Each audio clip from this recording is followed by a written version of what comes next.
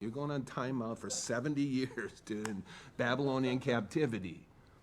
But that wasn't their only timeout like that. After the Babylonian captivity, they returned to the land under Ezra and Nehemiah. You can read, they came back, God gave them another chance. It wasn't long, about 400 years, when the Israelites were once again living in rebellion to God. At the time of Christ, his first coming, you can see that as we're seeing it in the Gospels. So that when they confronted God in the flesh, they confronted their Messiah, apart from a small remnant, disciples, they rejected him. The nation rejected him, and they were dispersed at that point from the promised land for an even longer period. Okay, you're going to go out for a longer time out. I don't know if you ever did this to your kids, but it's like, dude, you're going to sit here all afternoon. I'm sorry. I gave you a chance.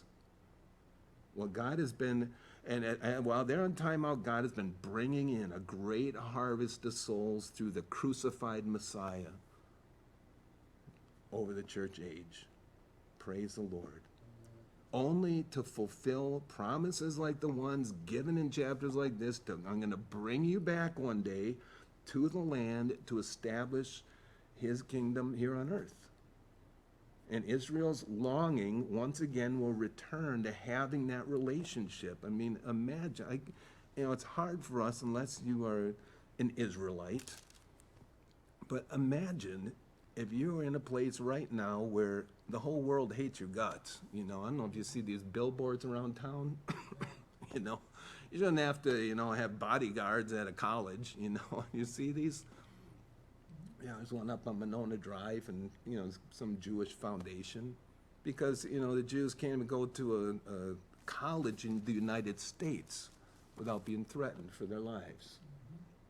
And so it's a big billboard, and it tells the truth. It says that Jews shouldn't have to have bodyguards just to go to college. If you follow the news at all, you see what's going on. There's antisemitism all over the world. I think they got 16 nations right now lined up. They're going to make a big thing in the end of September to come against Israel and to establish a Palestinian state. We're going to have a two-state solution, all these things. And, there's a lot ramping up right now. They're trying to get more and more nations to join up. But imagine if you're a person living in Israel and you're just sitting there thinking, why does everybody hate us? What do we do to you, man? We're just living in our land here. Well, it all comes back to this, and they have people and rabbis who are saying this is why. And this is why we're back in the land, and this is what's going on. And Israel's longing is going to be, why can't we be like it was in the days of Moses then? We're God's people. This is what's saying their longing is going to come to that where it's just going to be, God, if we're your people, then, miraculously save us like you did from Pharaoh's army.